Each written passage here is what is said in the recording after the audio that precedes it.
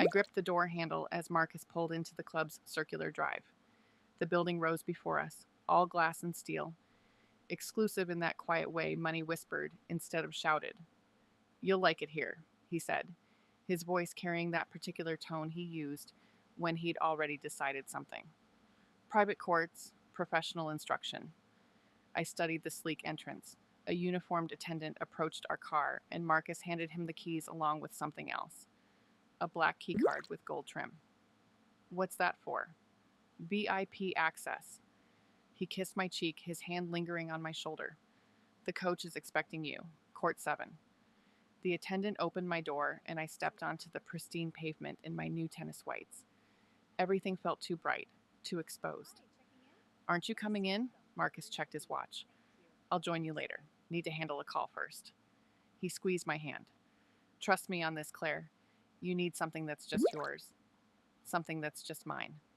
The phrase echoed as I walked through the entrance, the keycard cool between my fingers. The lobby stretched ahead, marble floors reflecting the afternoon light streaming through floor-to-ceiling windows. A woman at the concierge desk smiled. "Mrs. Hayes, Court 7 is ready for you." I followed her directions down a corridor lined with photographs of championship moments. Players caught mid-swing, faces fierce with concentration. My reflection moved alongside me in the polished surfaces, and I wondered what expression I wore. The hallway opened into a viewing area overlooking the courts. Through the glass, I could see figures moving on the green surface below. 5 men, all in tennis whites, all watching the entrance, waiting for me.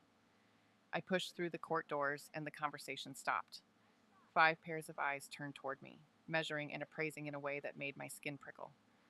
"Claire," the man who spoke stepped forward, extending his hand. Mid-40s, silver threading through dark hair, the kind of confident posture that came from years of teaching people how to move their bodies. "I'm David. Your husband spoke highly of your potential." His handshake lasted a beat too long. Behind him, the other 4 men formed a loose semicircle, all fit, all silent, all attentive in a way that felt rehearsed. "I've never played before," I said, my voice smaller than intended. "That's perfect." David smiled, and something in his expression made my pulse quicken. "No bad habits to break."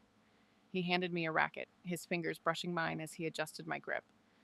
The weight felt foreign in my palm, the handle still warm from his touch. "We'll start with basics. Feel the weight. Get comfortable." The other men moved to different positions around the court, not quite close enough to crowd me, but near enough that I felt their presence like heat radiating from a fire.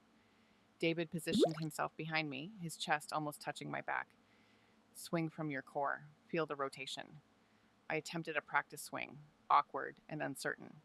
Again, his hand settled on my hip, guiding the movement. "Trust your body." The racket cut through the air with more authority this time. A murmur of approval rippled through the watching men, and despite my nervousness, I felt a small flicker of pride. "Better." David's breath warmed my ear. "Your husband was right about you." What had Marcus told him? The question burned, but I found myself swinging again, chasing that note of approval in David's voice. The afternoon sun streamed through the court's glass walls, and somewhere in the building above us, I had the strangest sensation that we were being watched. "Your stance is too rigid." David moved behind me again, closer this time. "Tennis is about fluidity, about letting go." His hands settled on my waist, thumbs pressing against the small of my back. The other men had stopped their own practice, forming a loose circle around us. I could feel their attention like a physical weight. "Breathe," David murmured. "Feel the movement." I tried to focus on the racket, on the proper form he was teaching, but his touch made concentration impossible. His palms were warm through the thin fabric of my tennis dress, and when I shifted my weight, his grip tightened. "That's it." His voice dropped lower. "Trust the motion." I swung again, and this time, the movement felt natural, fluid. The racket whistled through the air with authority I hadn't possessed moments before. "Excellent." David's hands remained on my waist, thumbs tracing small circles against my spine. "You're a natural." Heat crept up my neck. I should step away, should put distance between us, but something held me frozen in place. The watching men, the intimacy of David's touch, the way my body responded despite my mind's protests. "Let's try a serve." David finally stepped back, leaving me feeling strangely bereft. Remember, it's all about release. I positioned myself at the baseline, acutely aware of how the men's gazes followed my movements. The tennis dress felt shorter than it had in the store, the fabric clinging in ways that seemed suddenly significant. David approached again, this time positioning himself beside me. May I?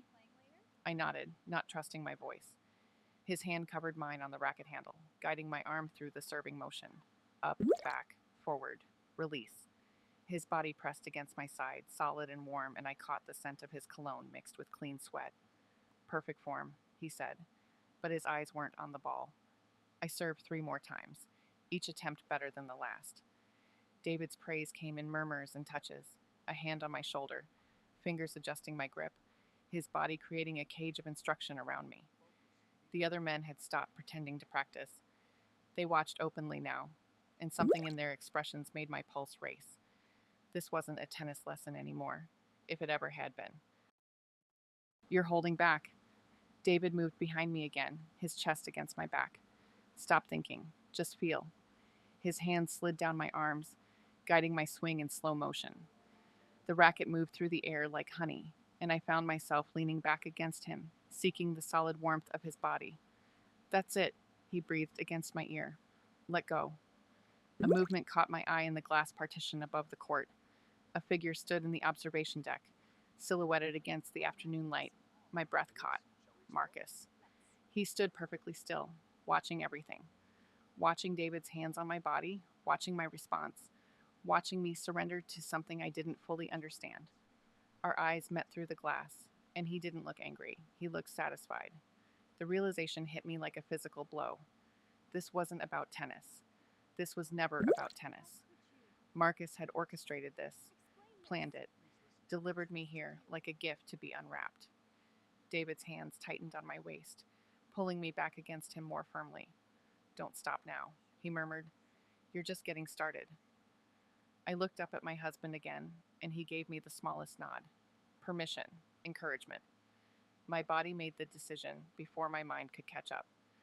I relaxed into David's embrace, let his hands guide me through movements that had nothing to do with tennis and everything to do with submission. The watching men stepped closer, forming a tighter circle, and through the glass above, Marcus smiled. Marcus waited for me in the lobby, leaning against the marble reception desk, with practiced casualness. His smile was warm, familiar, but something had shifted between us in the space of an hour. How was your lesson?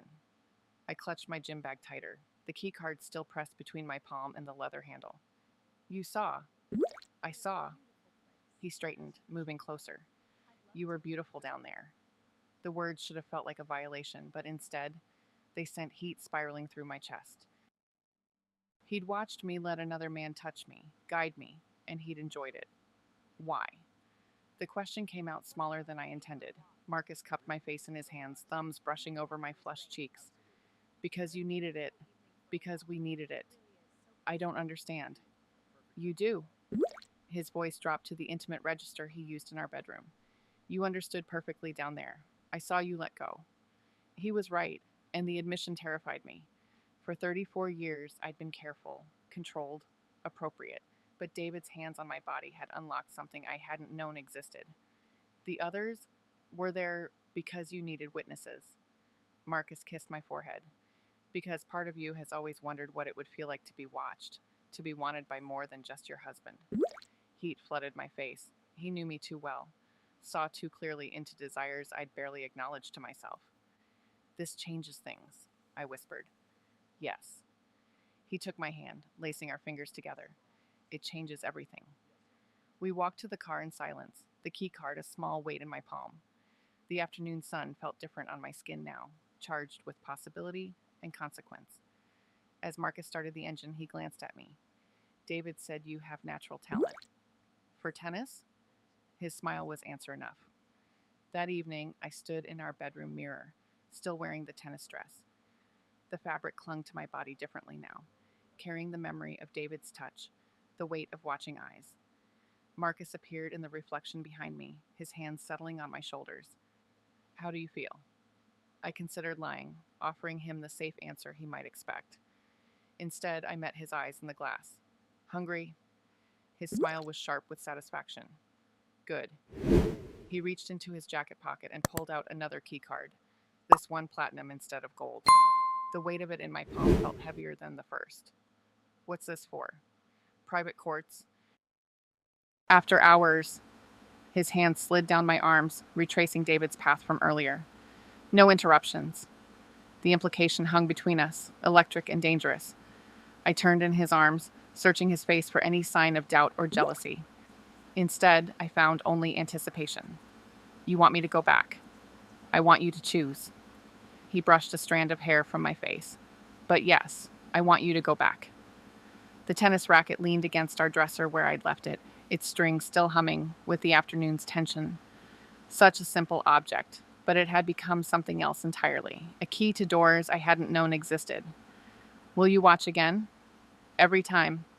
His voice carried a promise and a threat. I'll always be watching. I closed my fingers around the platinum keycard, feeling its edges bite into my palm. Tomorrow, David would be waiting. The others would be there too, forming their circle of witnesses, and Marcus would stand behind his glass, orchestrating our careful transgression. I should feel guilty, I said. But you don't. No. The admission tasted like freedom. I don't. The next morning, I dressed carefully in fresh tennis whites, the platinum keycard tucked into my sports bra like a secret against my heart. Marcus drove me again, his hand resting on my thigh as we navigated the familiar route. Nervous? He asked. No.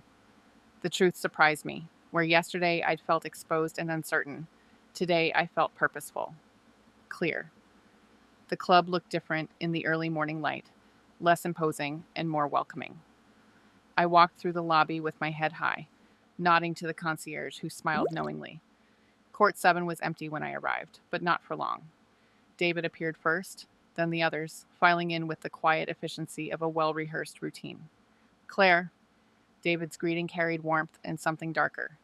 Ready for today's lesson. I pulled the racket from my bag, testing its weight in my palm. The grip felt familiar now, like an extension of my body rather than a foreign object.